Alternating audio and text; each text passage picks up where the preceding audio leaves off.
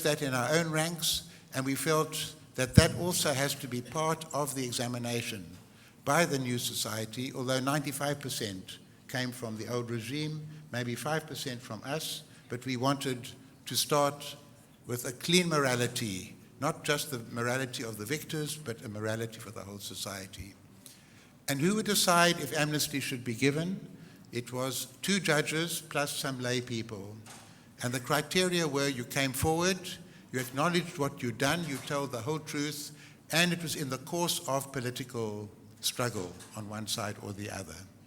And there were some painful cases where they refused to give amnesty because the whole truth wasn't told, and 1 or 2, my friend, lover, somebody we all loved, Sister Ruth First, was killed by a bomb when she was teaching in Mozambique, and the people who did that got amnesty. That was part of the total project we decided, and 2 judges were part of that. The judges did not play a role in the drafting of the text, because they would have to decide afterwards whether the text of the Constitution complied with the constitutional principles. And so one can see that the judiciary had an important role in stabilizing, if you like, and providing objectivity at critical moments in the constitution-making process. And that was part and parcel of establishing the prestige of the Constitutional Court as not just another court that deals with problems of elections and maybe whether or not a new law has been passed meets the principles of abstract review.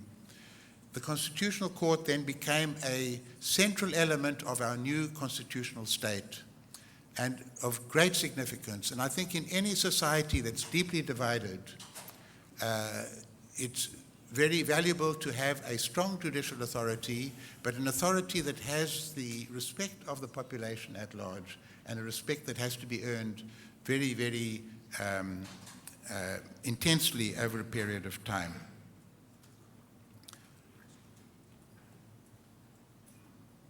I think I will leave the presentation there, except to add that the Bill of Rights in South Africa played also a central role in the establishment of majority rule.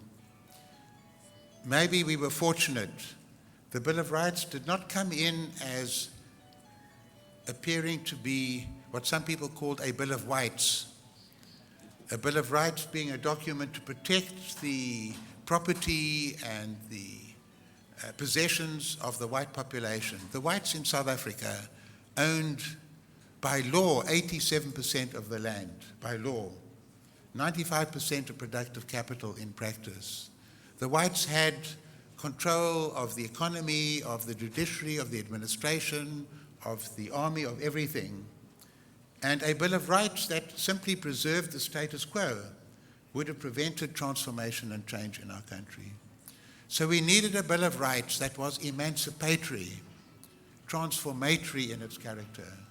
Our Bill of Rights included social and economic rights. It was emancipatory for the poor people. It was emancipatory in terms of its diversity, but it also protected minorities and individuals against abuse. The right to speak your language, to protect your culture, respect for your religion was strongly protected in the Bill of Rights. And the majority could accept these protections if they knew that they would have general elections, and black people in South Africa, the majority, would constitute the majority of the government, would have a vote for the first time, in that sense, a significant leading role in political power. That was not being reduced by a Bill of Rights, it was being accompanied by a Bill of Rights. But the processes of transformation and change had to be fair, not based on we're in power now, we can do to them what they did to us, now we can seize, they abused us, they stole everything, we can steal back what they stole from us. Now the processes of transformation and change had to be compatible with what we'd agreed to in the Bill of Rights. So I would say these were the foundational elements for the success of our constitutional democracy. People call it a miracle. It wasn't a miracle. Miracles come from I don't know where. It's not part of my belief system. We worked hard. I used to think when we have freedom, we don't need any more meetings. We had more meetings and more meetings and more meetings. We worked hard. We had breakdowns. We had disappointments. We got angry with each other. But in the end, we found the accommodations. The judiciary played a very, very important role. And we all felt very proud that now we are South Africans. And instead of diversity being a source of division and conflict, we are proud of our diversity, provided we can manage it properly. Thank you.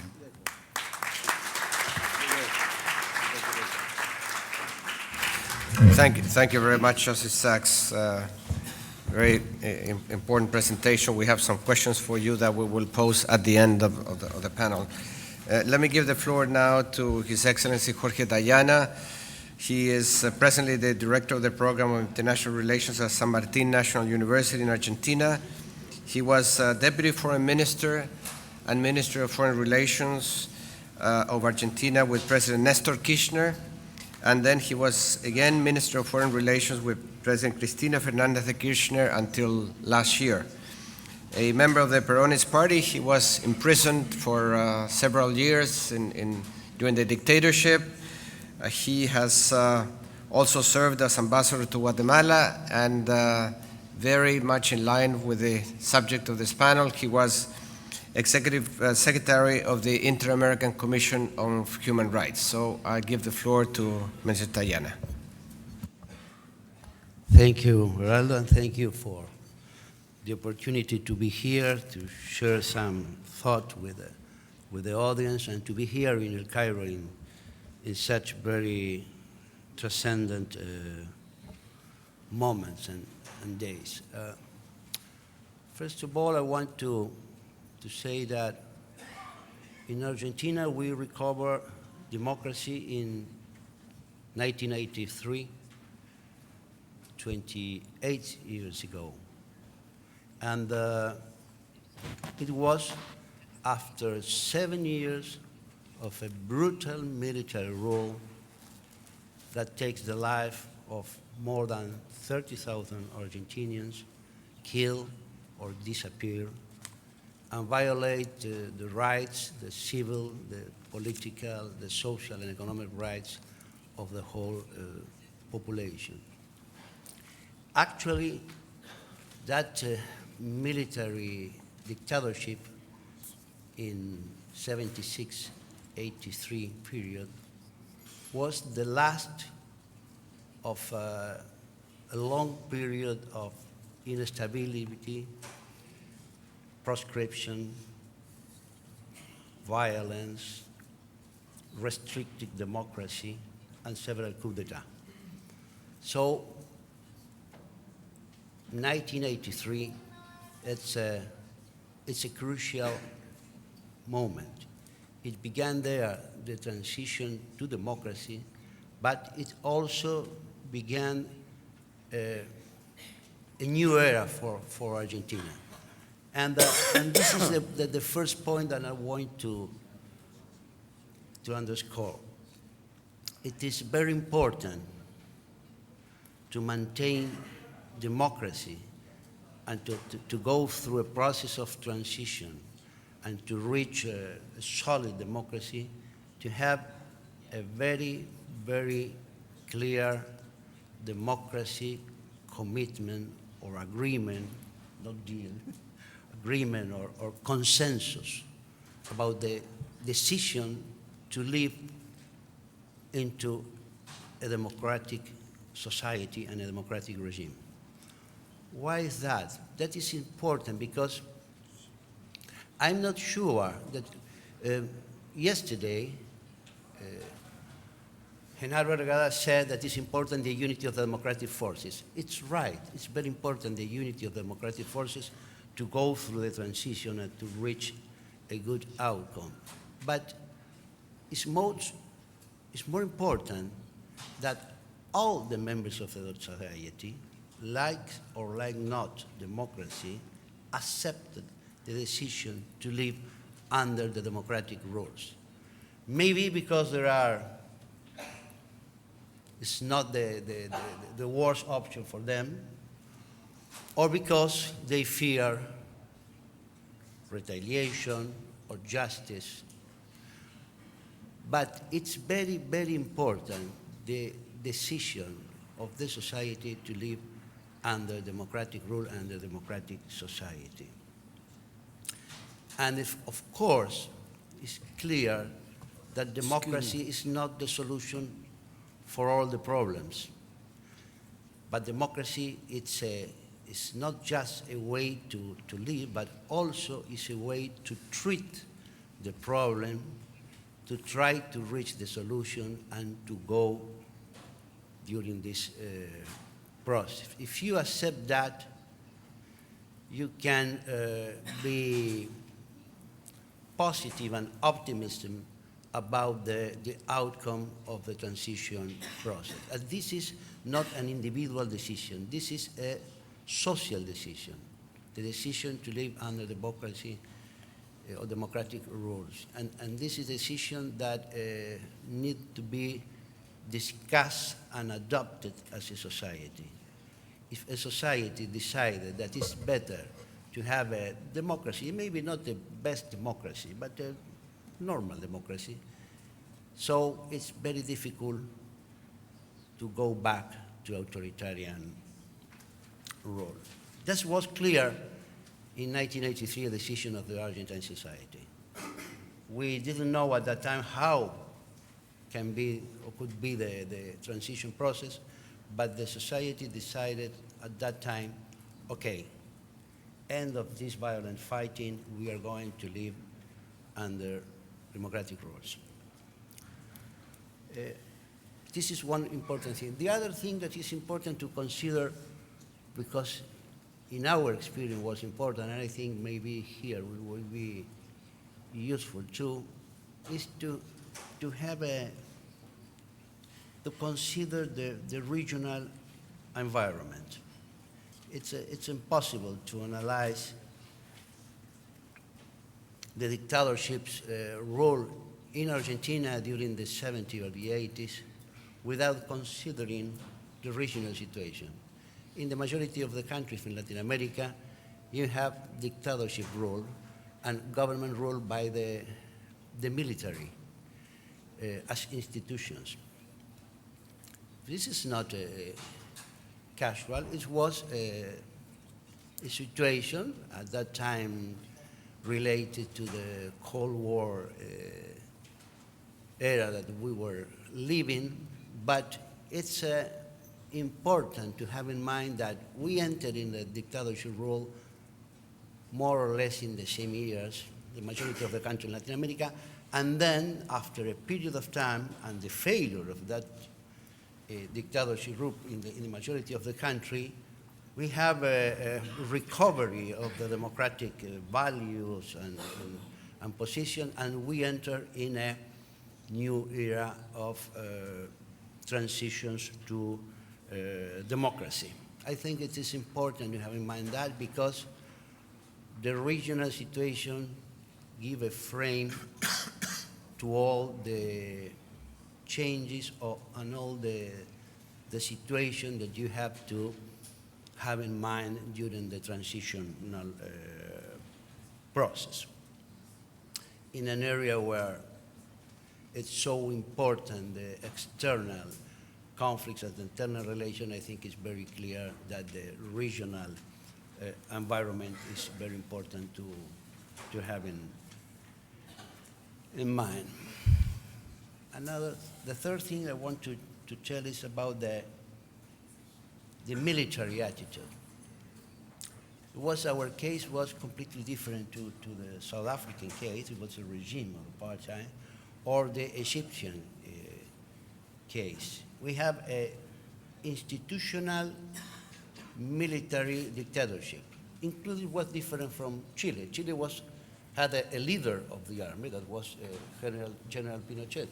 In Argentina, they never had a leader, and they all the time insist that was an institutional government of the armed forces. That is, of course, a very serious issue, and because we have to fight against the institution, and we have to reform the institution, and we have to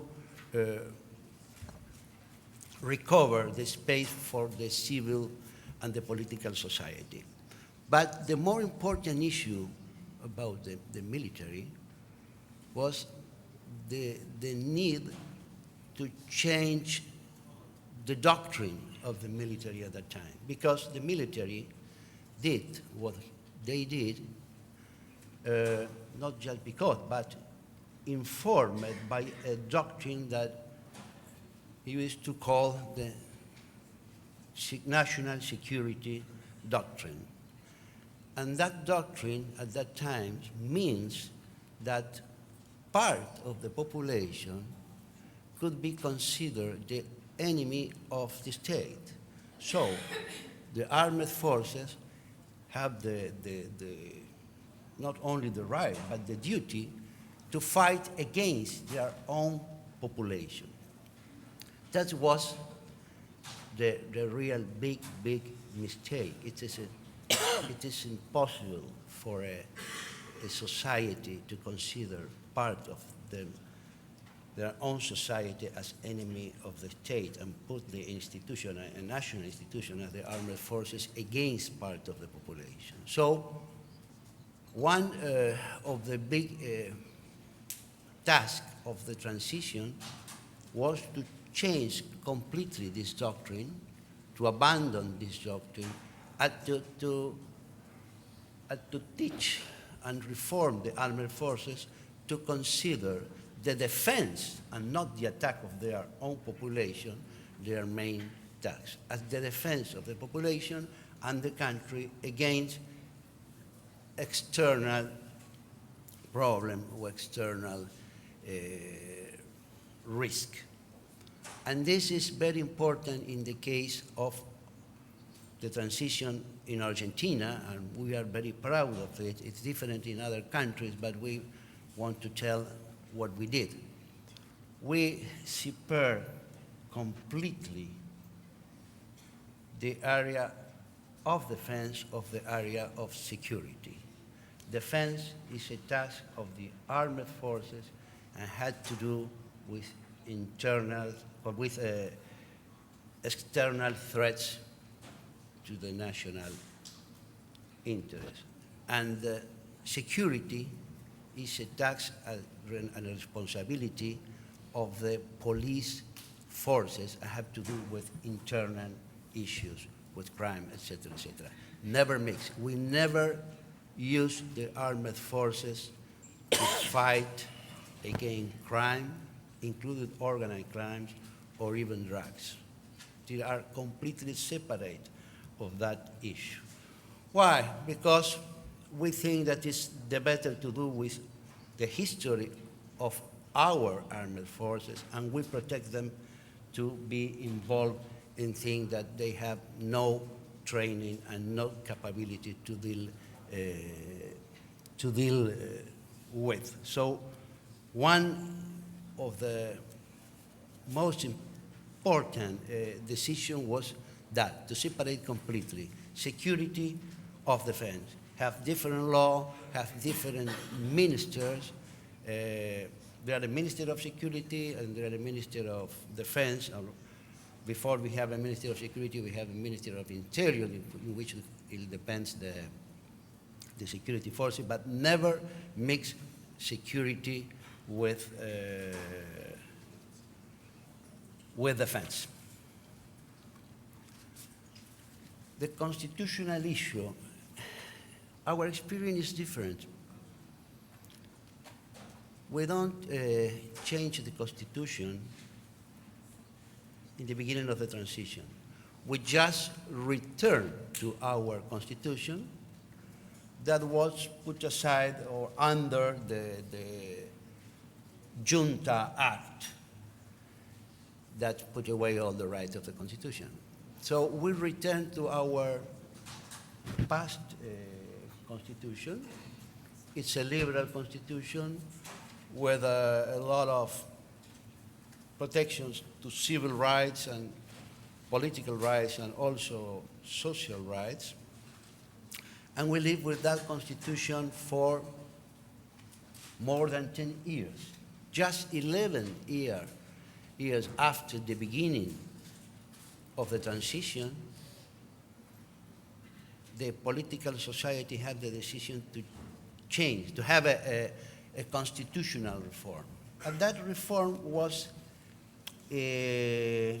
interesting because it had to do with the political situation, the duration of the period, the length of the period of the presidential tenure, the possibility of re-election. That was a political interest, but also have a very interesting thing that was we add to the text of the Constitution the text of the principal international and regional treaties on human rights. They were not just law, but were not just at the level of the Constitution, but actually part of the text of the Constitution. This shows the importance that the human rights issue had acquired in our society, and was a way to show that never again we are going to return to the authoritarian role. It was not by law, but at the same time, it was not by constitutional reform, but by law. At the same time, we took an affirmative action about women, giving them 33% of all the position in the elected list, and the 33% of the position in good position, not 1, 2, 3, no, in the last part of the list. So we have now a very important increase in the participation of women in the parliament, and of course we have a woman that is now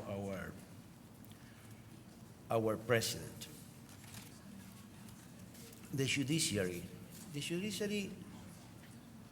played an important role. Was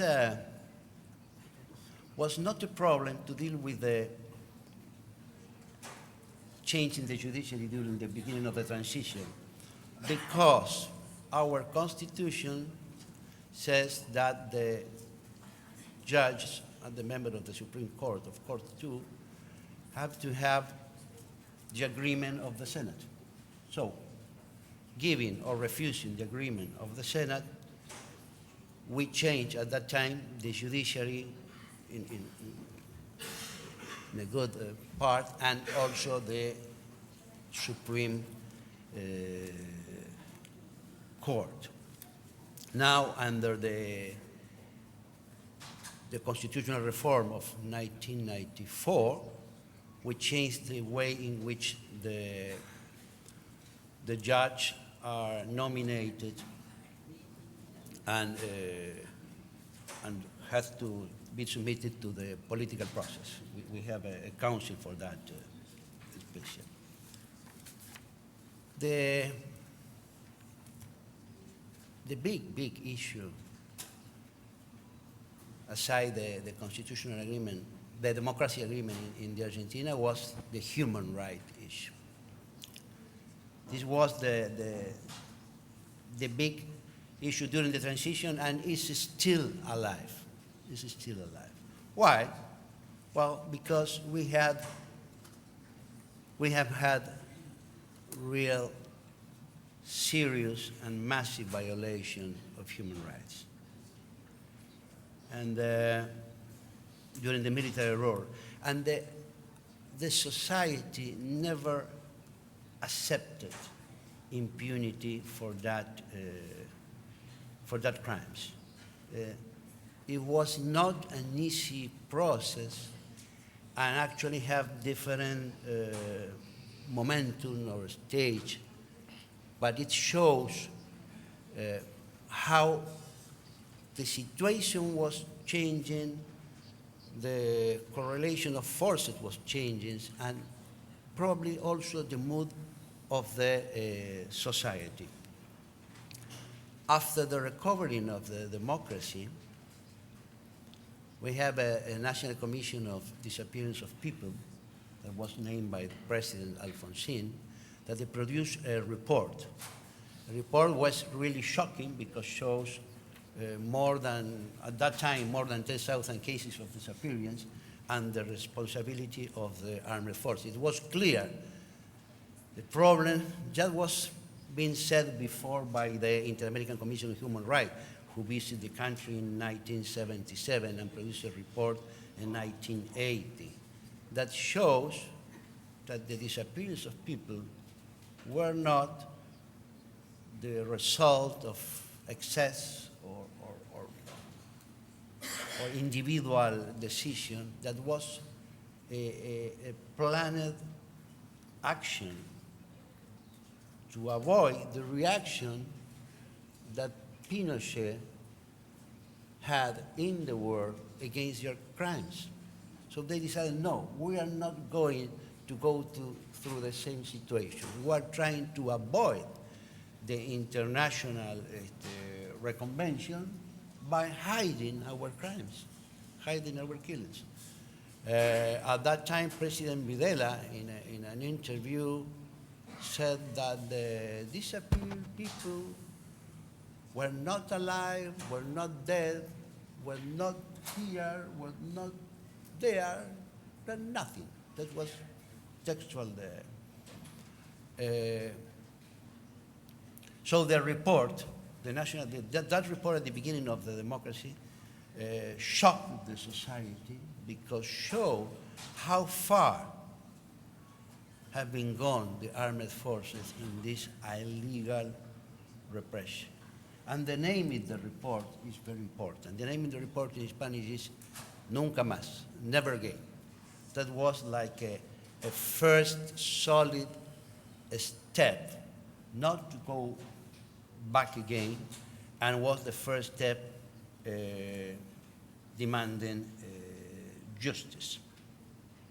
After this report, a year later, and after the process, a complex judiciary process, we have the trial of the military junta, the leaders of the armed forces that were tried and condemned by the civil justice for several crimes they committed.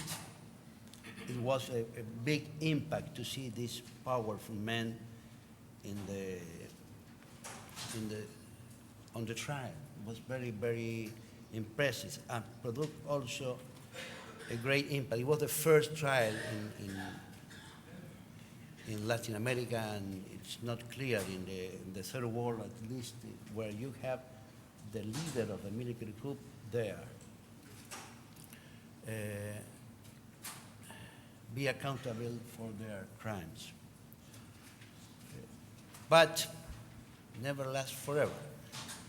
And 2 years later, in the middle of different process against crimes committed by the military ruler, by different officers, began an unrest and turmoil in the military barracks, and the president and the Congress were afraid of the destabilization, and they passed two amnesty laws.